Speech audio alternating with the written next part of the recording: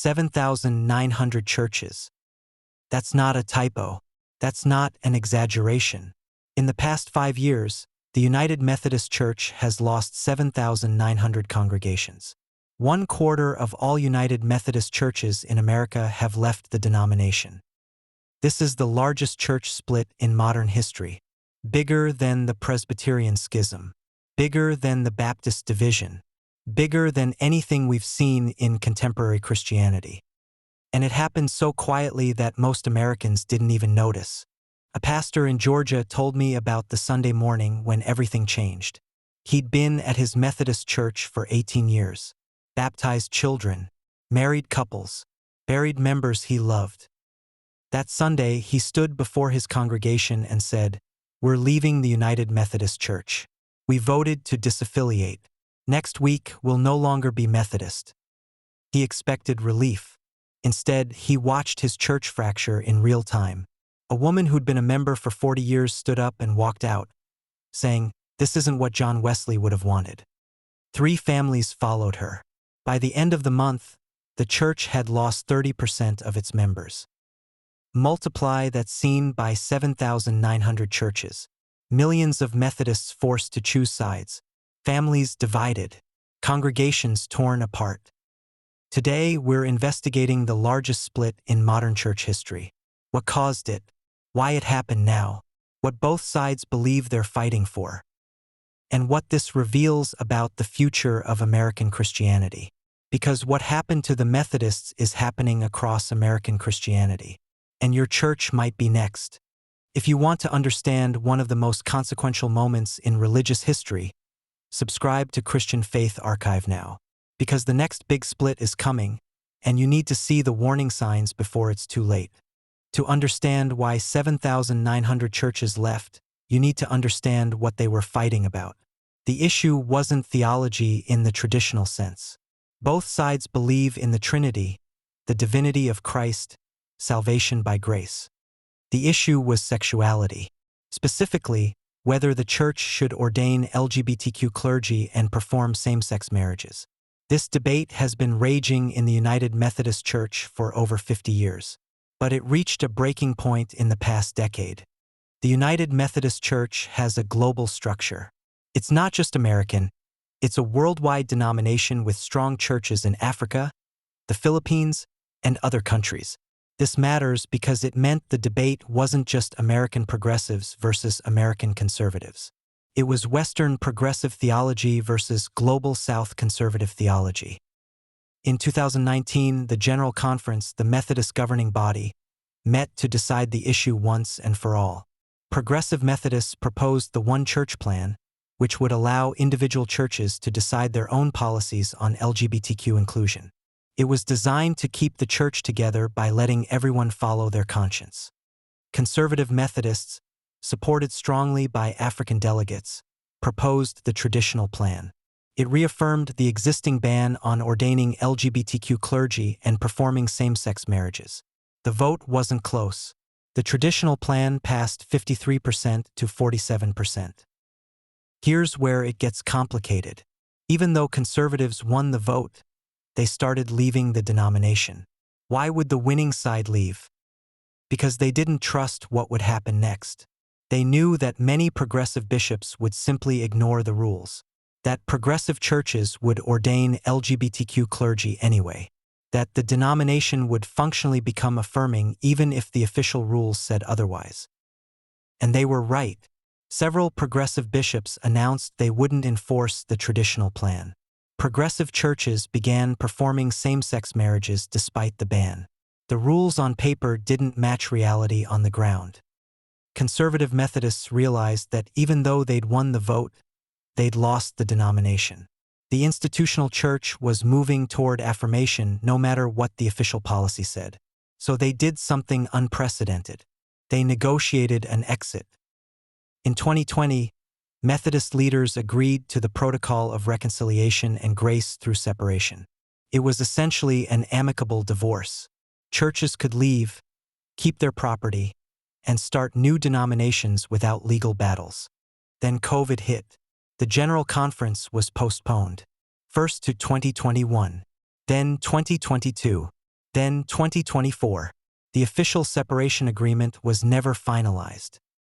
But conservative churches didn't wait. Using existing disaffiliation provisions, they began leaving anyway. First hundreds, then thousands, then 7,900. This split has roots stretching back over 50 years to when the denomination first began debating homosexuality and church policy. In 1972, just 4 years after the Methodist Church merged with the Evangelical United Brethren, the denomination added language stating that homosexuality is incompatible with Christian teaching. This single phrase would become the flashpoint for half a century of escalating conflict. Throughout the 1980s and 1990s, progressive Methodists pushed repeatedly for removing the restrictive language. Conservatives insisted on maintaining traditional teaching.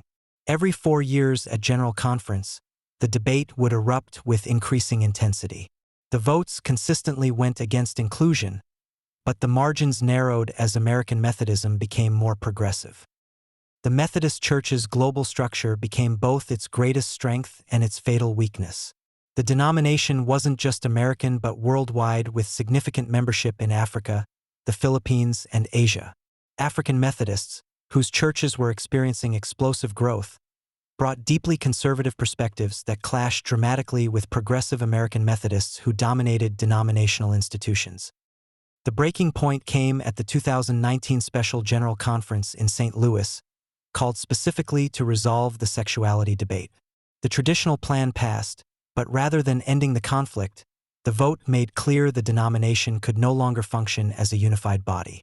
Even though conservatives won the vote, they realized they were losing the institutional church because leadership wouldn't enforce the policy. COVID-19 delayed the split and created complications by postponing conferences that were supposed to ratify exit agreements.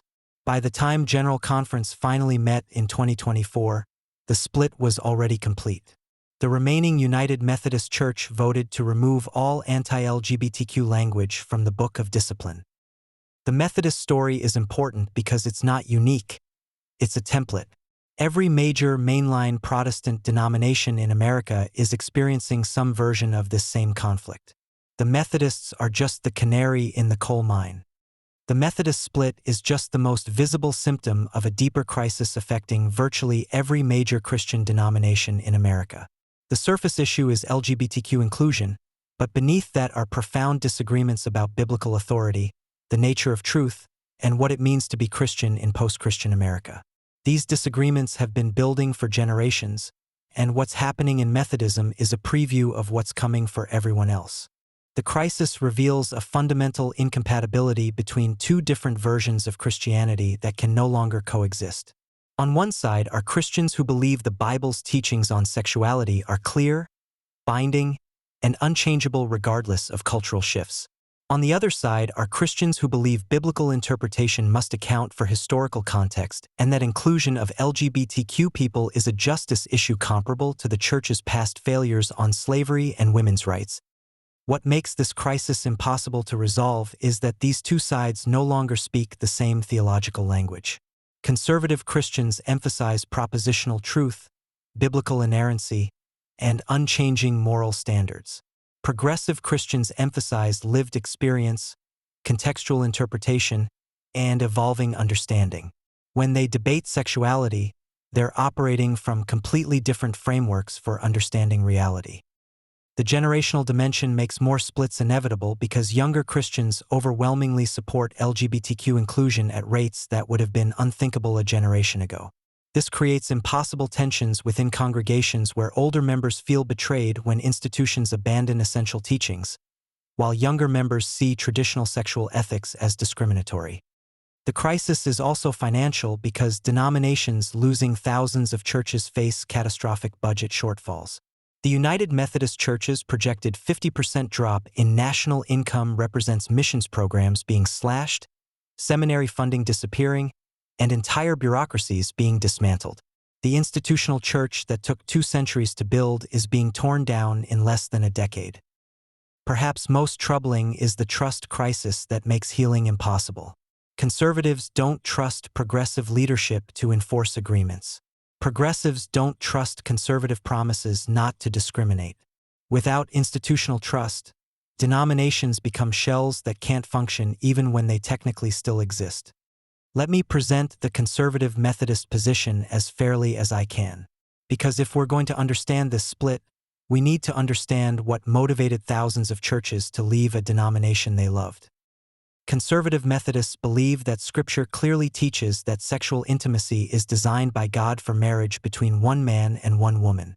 They point to Genesis, to Jesus' affirmation of marriage, to Paul's teachings in Romans and Corinthians. They don't see this as cultural prejudice. They see it as God's design for human sexuality revealed in Scripture.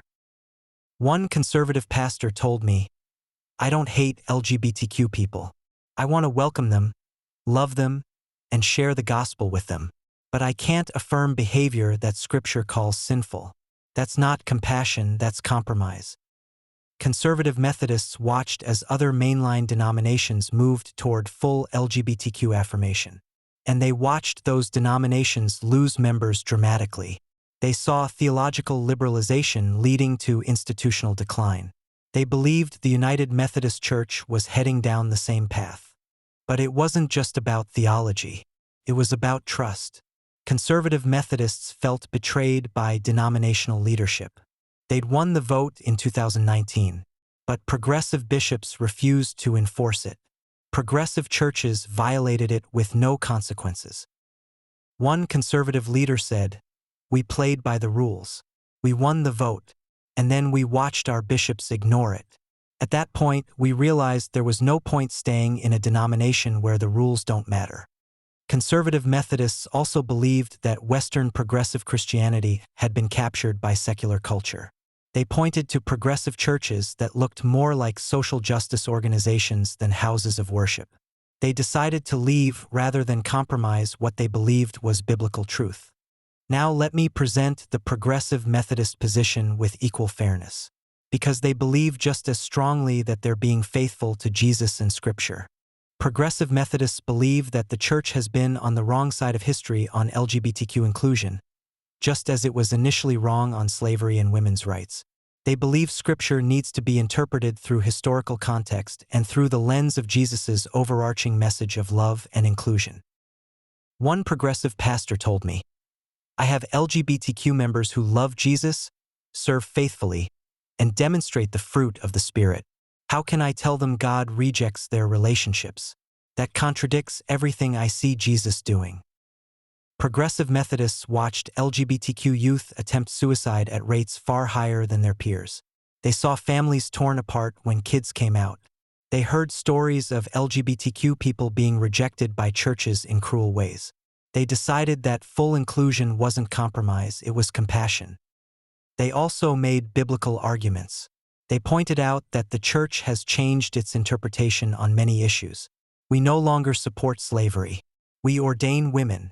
We've reinterpreted Scripture before, and we can do it again.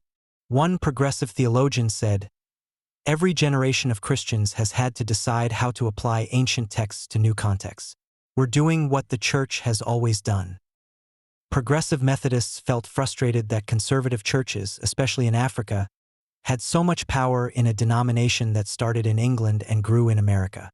They saw the traditional plan passing primarily because of African votes and felt that was unfair. Here's what progressive Methodists didn't expect: that conservatives would actually leave. They thought conservatives would eventually accept the progressive direction of the church. Instead, they watched 7,900 churches walk out the door. Behind the statistics and theology are real people experiencing real pain. Let me share their stories. Pastor Michael had served his Methodist church in North Carolina for 12 years. He's theologically conservative but has gay friends he loves. He didn't want the church to split. When his congregation voted to disaffiliate, 43% voted to stay Methodist. Those 43% left the church. Some were families he'd known for over a decade. He told me, "I baptized their children. I officiated their parents' funerals. And now they won't speak to me because of a denominational decision." The institution survived, but the relationships didn't. Sarah is a lesbian who grew up Methodist. She came out in college and expected rejection. Instead, her progressive Methodist church welcomed her fully. She found a spiritual home. When her church decided to stay while most surrounding churches left, she felt both relief and grief. Relief that her church stayed. Grief that so many churches publicly declared that people like her weren't welcome. She told me, "I know conservative people believe they're being faithful. But when 7,900 churches leave specifically to avoid affirming people like me, it's hard not to take it personally. It feels like rejection on a massive scale." Bishop Karen oversees a Methodist regional conference in the South. In her area, over 60% of churches voted to leave. She's watched her conference hemorrhage members' money and influence. She told me, "I'm trying to lead a denomination that's collapsing around me. We're closing programs, cutting staff, consolidating offices, and I'm supposed to cast vision for the future when we just lost most of our churches." Multiple people told me about families torn apart by the split. A father who was a Methodist pastor voted for his church to leave. His daughter is lesbian and stopped speaking to him. They haven't reconciled. A couple married 50 years attends different churches now. He went with the disaffiliating church. She stayed Methodist. They don't talk about it. A youth group that had been together for years split when their church disaffiliated. Teenagers who'd been best friends stopped texting. The youth pastor said it was the most painful thing he'd ever watched. In small towns where the Methodist Church was the community center, the splits have been devastating. One town in Tennessee had one Methodist church. When it disaffiliated, members who wanted to stay Methodist had to drive 30 minutes to another town. The community lost its gathering place. Weddings that would have happened there didn't. Funerals were held elsewhere. The social fabric of the town was damaged. This is the human cost of the split. Not just institutional division, but relationships severed, communities fractured, and people wounded. The Methodist split isn't just a Methodist story. It's a preview of what's coming for American Christianity. Let me identify what this reveals. The center cannot hold. The Methodist Church tried to be a big tent holding progressives and conservatives together for decades. That's over. The center collapsed. Churches sorted themselves into camps. This is happening across American Christianity. Denominations that tried to hold both wings are fracturing. The Presbyterian Church, the Baptist conventions, the Anglicans, everyone is sorting. Global Christianity is conservative. One significant aspect of the Methodist split is that African Methodists were strongly conservative. The traditional plan passed largely because of African votes. This reveals a fundamental reality. Christianity is growing in the Global South and declining in the West. And Global South Christianity is theologically conservative. Western progressives assumed the future of Christianity was progressive. They were wrong. The future of Christianity is African, Asian, and Latin American. And it's conservative. Politics drives theology. Let's be honest. The Methodist split is as much about politics as theology. Progressive Methodists tend to vote Democrat. Conservative Methodists tend to vote Republican. The theological debates about sexuality track almost perfectly with political divisions. American Christianity has been so captured by partisan politics that theological positions have become markers of political identity. This isn't coincidence. This is the reality we need to face. Young people are leaving. Here's what both sides need to hear. While conservatives and progressives fought about who gets to be Methodist, young people were leaving Methodism entirely. They watched adults engage in years of bitter conflict. They saw the church prioritize institutional concerns over mission. The real winner of the Methodist split? None. The real winner is secular culture, because both sides lost credibility and drove young people away. So what happens next? For the United Methodist Church, the denomination will likely continue moving toward full LGBTQ inclusion. Without conservatives holding them back, progressive leadership will move quickly. By 2026, expect the UMC to officially change its book of discipline. But the denomination will be much smaller. They've lost 1/4 of their churches. Financially, the UMC is in crisis. Those departing churches took their tithes with them. The institutional infrastructure built over 2 centuries is collapsing. For the disaffiliated churches, most have joined the Global Methodist Church, a new conservative denomination. It's growing rapidly. It's already one of the largest Methodist denominations in America despite being only a few years old. For other denominations, every mainline Protestant denomination is watching nervously. The Presbyterian Church USA is losing churches. The Evangelical Lutheran Church faces similar tensions. The Episcopal Church already split years ago. The Methodist split is a template. It shows you can divide relatively peacefully if there's a process for property transfer. Other denominations are creating similar exit pathways. Expect more splits. For American Christianity, the age of big tent denominations is ending. We're entering an era of sorted Christianity.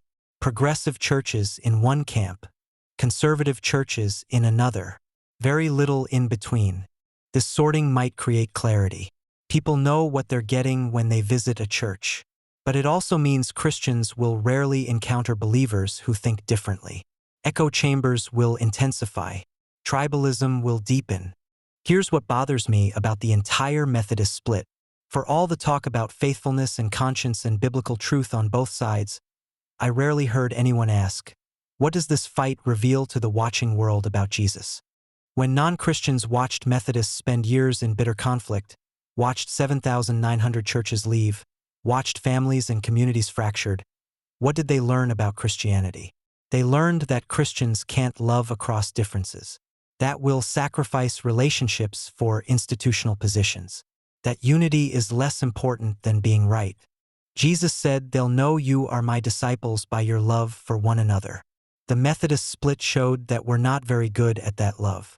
Both sides believe they're defending truth. Both think they're being faithful. But neither side can claim they prioritized unity.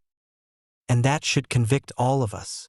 The question every Christian must answer is whether we want to win or whether we want to be faithful to Jesus' prayer for unity. Whether we're willing to stay in uncomfortable community with people who see things differently. Whether we believe the gospel is powerful enough to hold diverse people together. Denominations come and go. Institutions rise and fall. But the Church of Jesus Christ, the body of believers united by faith in Him, transcends all our divisions. The question is whether we'll act like it. If this investigation challenged you, moved you, or gave you clarity, subscribe to Christian Faith Archive now. Share this with someone who needs to understand what happened to the Methodists and what it means for all of us. May we love across differences. May we prioritize unity without sacrificing truth. And may we remember that we're all broken people following the same Jesus. That's the gospel. Everything else is just religion trying to organize it.